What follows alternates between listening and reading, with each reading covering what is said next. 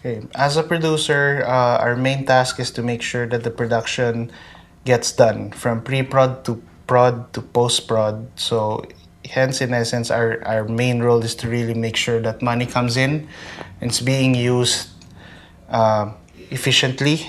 Uh, and not only that, usually the producer has a say in the creative aspect as well, because it's not just creating the film and making sure that the film gets delivered.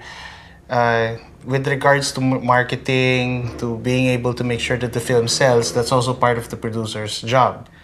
Qualities of a good film would most likely, at least to my taste, is more of being able to stick to the vision of the story, being able to tell the story well, being truthful to your audience. I guess that's to me that's really a good film, because if we're gonna just focus on the technical aspect, there is such a thing as a learning curve. So not all the time we could have technically sound films and all of that. But if the story works with whatever technical aspect the film has achieved, then to me that's still a good film. It's an attempt, even if it's just an attempt, it's still a good film. With AKND, what I like the most about this film is its truthfulness and honesty to its audience. The characters are able to glue the audience to the screen as much with their conversation, with their emotions, with the way how they interact with each other, as well as on the technicals itself, the cinematography, the production design, the sound design, everything is kept to a minimum, as much to the audience, and actually to the whole environment. It's kept as much to realism as much as possible. With regards to music, I mean, the music helps a lot with the narrative, in terms of being able to say the words that the actors or the actresses or certain characters, on what they are not being able to say, or more or less their silent moments are supplemented by the soundtrack in the film. So I'm Darlene, and I'm a producer for Ang Kwento Nating Dalawa, along with Jed Dumagina. And basically, I came in kind of halfway through the film, or even towards the tail end. And the dynamic between me and Jed is that Jed has been there from the get-go. So he's been very, very hands-on and involved, and I'm so thankful. He's the one of the producers of the film. I think it would not have turned out the way it would have had it not been for Jed, on top of this whole project. So my contribution is basically, as a producer, my focus would now be the aftermath of the film, meaning like from marketing to distribution to promotion. So it's the thing is, you may have a good film, but if no one knows about it, that's a bit tragic. So that's where me and Jed also come in.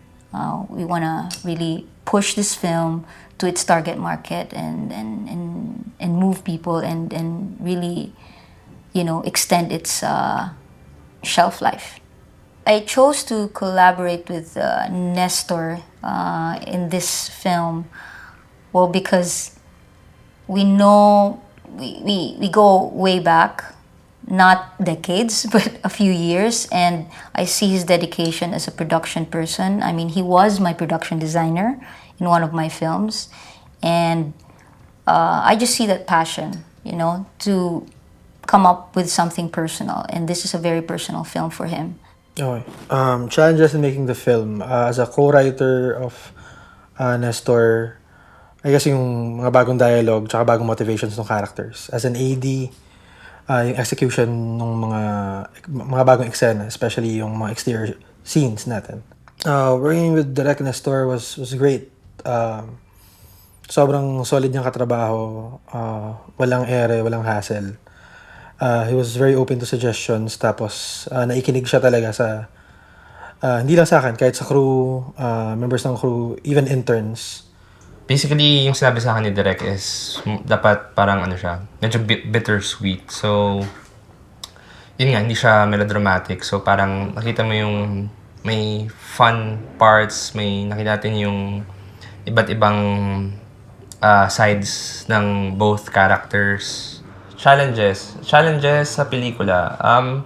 Siguro yun nga, bilang indie to, syempre, yung sa schedule, sa budget nina kasi parang, alam mo yun, kaibigan naman, tropa-tropa naman kami lahat. So parang, carry lang yun.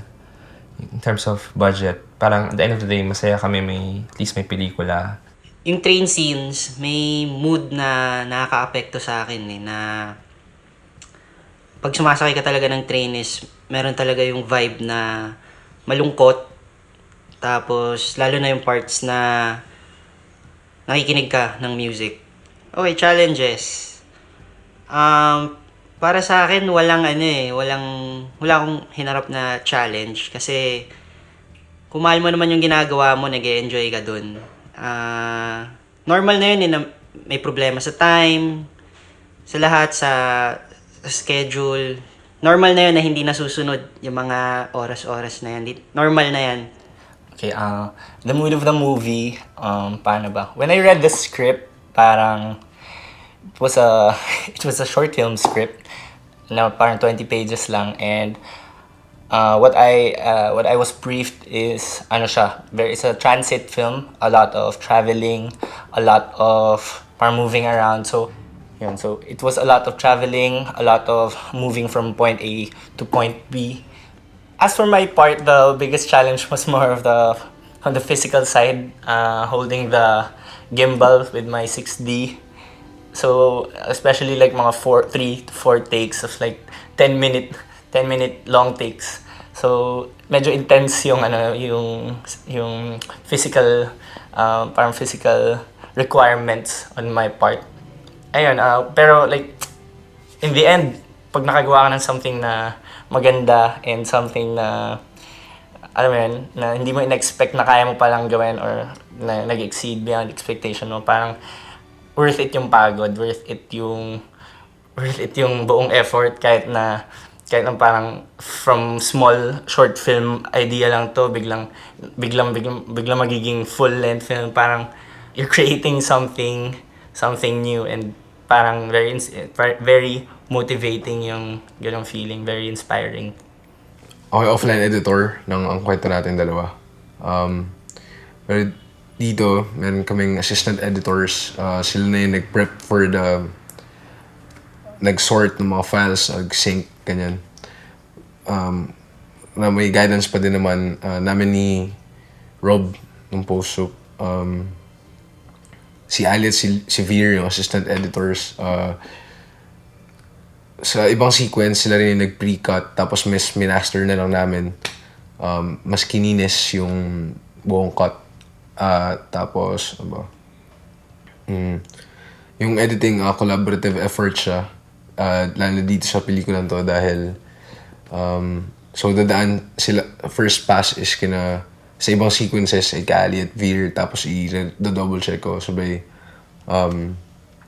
andun pa din syempre yung guidance ni Direk Nestor at ni Rob nung post supervisor namin. So basically yun, apat kami na kung ano ba yung pinaka swabe at tamang footage na gamitin for each sequence. Ang pinaka naging challenge ko dito sa pelikula ay yung time constraint namin dahil meron lang kaming 3-4 days to edit dahil nagmamadali na syempre for the deadlines. Kailangan pa siyang i-distribute for sound design and for color. Shooting and making AKND or Ang Kwento Nating Dalawa has sort of proved a lot of things to me as a filmmaker as well.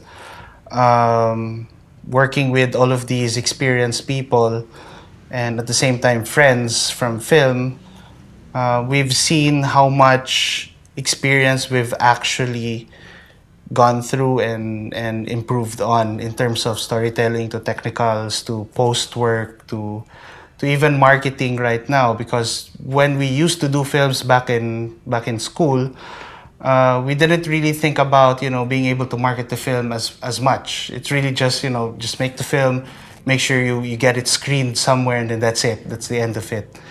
But now, with Ang Kwento Nating Dalawa, of course, there is a lot of other things in line at stake as well, because we do have like investors and all of the other things that usually, people don't realize that a lot of money is being put into making these films, and a lot of people have actually invested on it emotionally and financially.